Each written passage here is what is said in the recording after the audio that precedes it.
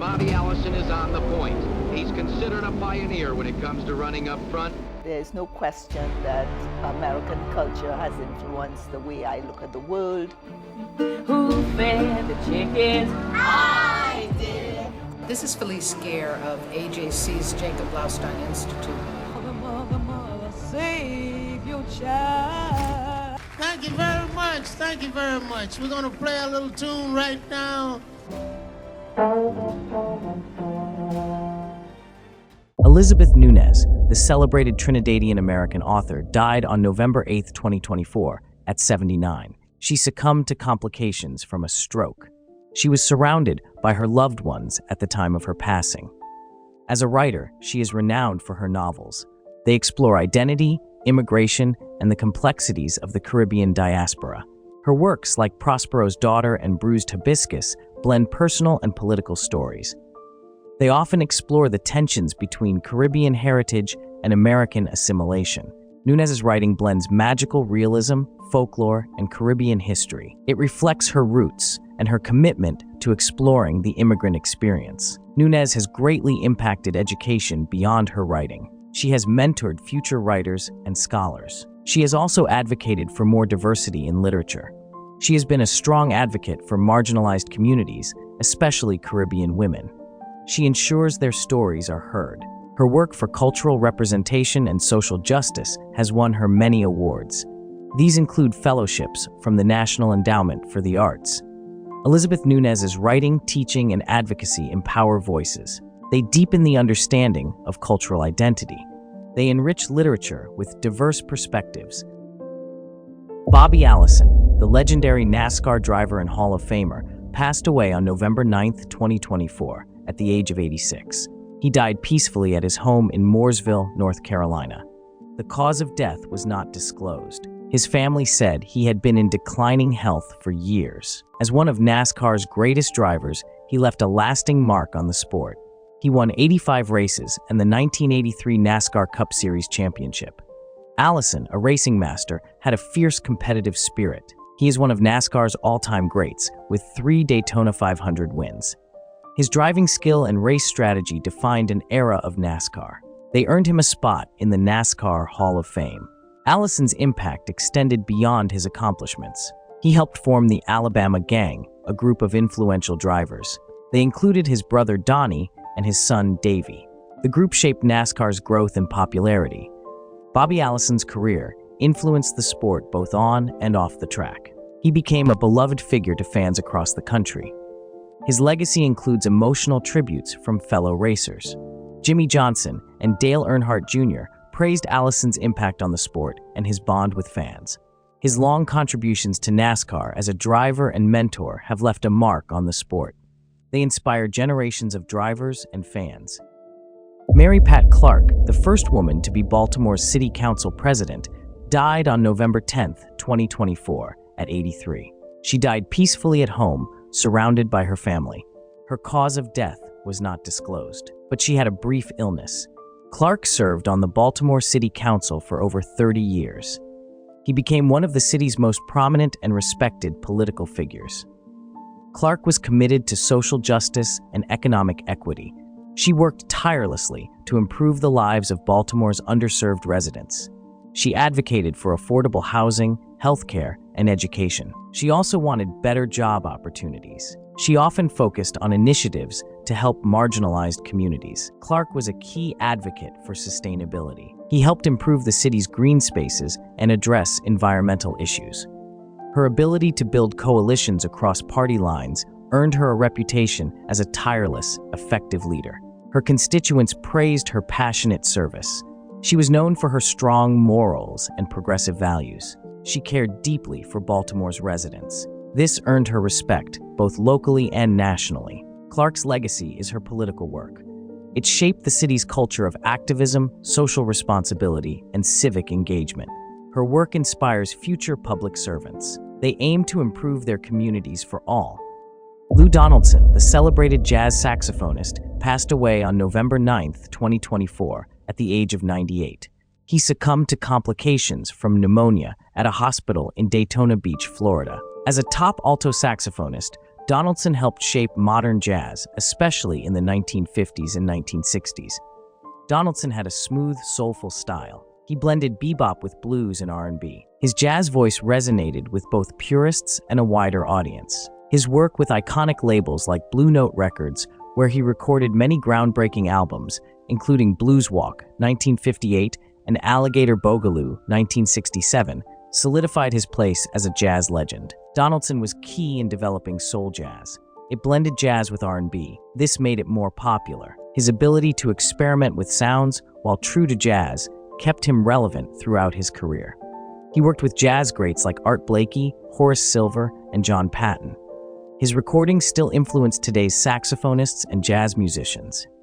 Donaldson's long career in music and his later work show his passion for it. His legacy endures in his recordings. It also lives on in the generations of jazz musicians who cite him as a major influence. Lou Donaldson's skill in blending jazz tradition with new sounds has kept his work vital and celebrated in the jazz community.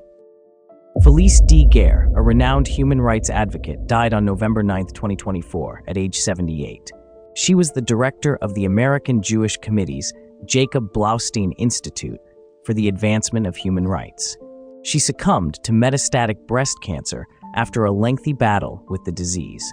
Felice D. Gare was a tireless advocate for human rights and social justice.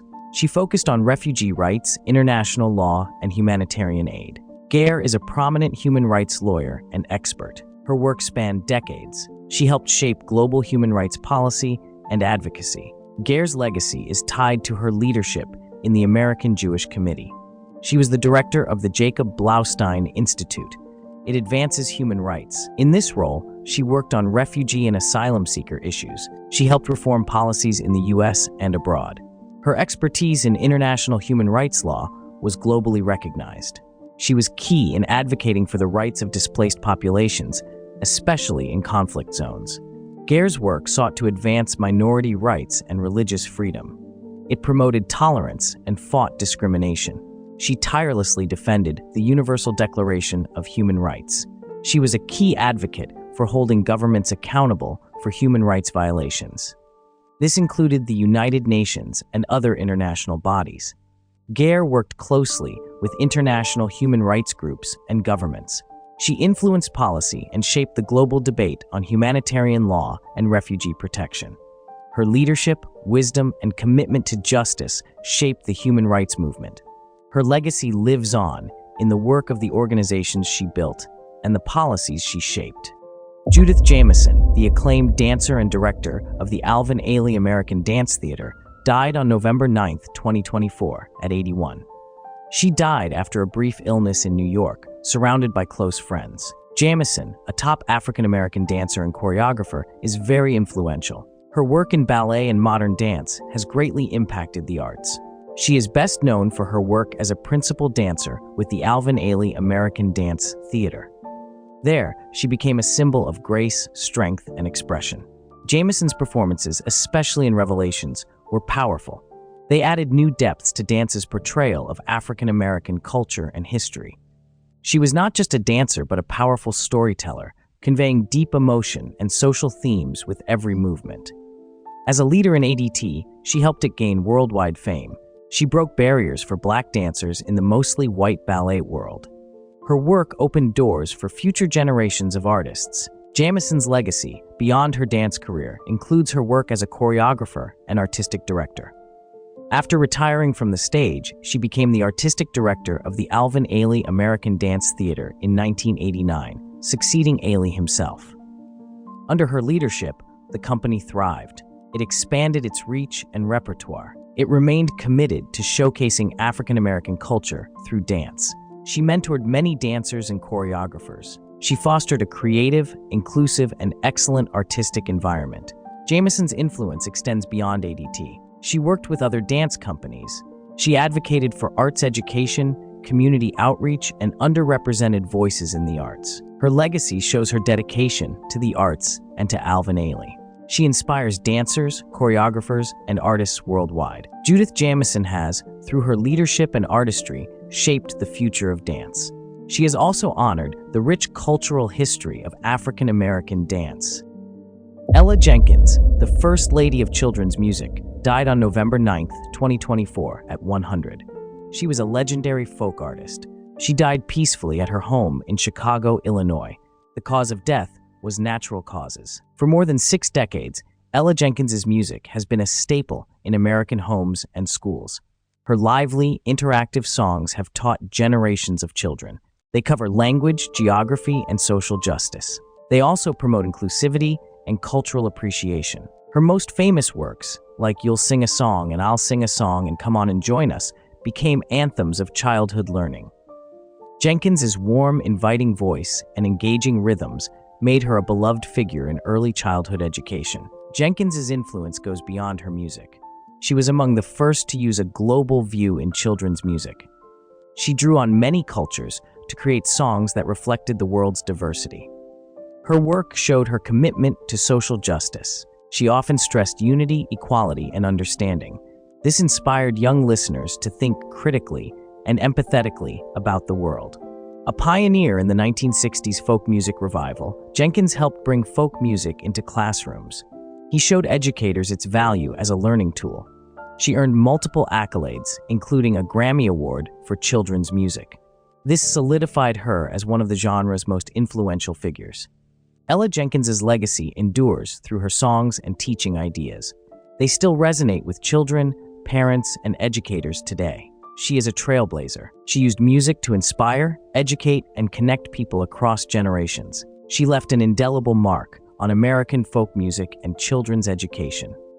George Bohannon, the talented jazz trombonist and session musician, passed away on November 8, 2024, at the age of 87. The specific cause of death was not disclosed. He had a remarkable career. He contributed to many Motown recordings. He also worked with top musicians like Sarah Vaughan and Frank Sinatra. He was a versatile trombonist, composer, and arranger. Bohannon's long career made him a respected figure in jazz and studio music. He was known for his mastery of the trombone and for adapting to various musical genres. Bohannon's most significant contributions came as a session musician in Los Angeles. He became a sought-after player for many recordings, film scores, and TV shows. His ability to blend into any style, jazz, pop, R&B, or classical, made him a key figure in the Los Angeles music community. He performed with a diverse range of artists. They included jazz legends Count Basie and Duke Ellington. Also, popular musicians Stevie Wonder, Marvin Gaye, and Michael Jackson. He left an indelible mark on the soundtracks of many iconic albums. Bohannon was a member of the legendary jazz group, the Horace Tapscott Quintet, and his bands. He was known for his work in modern jazz, especially the West Coast jazz movement. His powerful, expressive trombone playing set him apart. So did his deep understanding of harmony and rhythm. He was a leading figure in the genre. Bohannon's influence extended beyond performance into education. He was dedicated to passing on his vast knowledge to younger musicians. It inspired the next generation of trombonists and jazz musicians.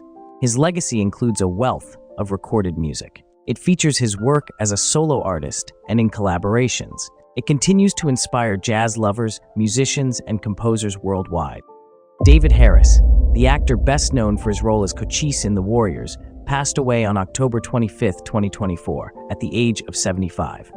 He died of cancer at his home in New York City. His daughter, Davina Harris, confirmed the news. He played Cussie, a strong, charismatic gang leader from Coney Island. The film got mixed reviews at first, but it is now a beloved part of pop culture. It has influenced many filmmakers, TV shows, and movies. Harris's role in The Warriors was iconic. His distinct look and attitude stood out. Cochise was one of the film's best characters. His memorable performance made the film legendary.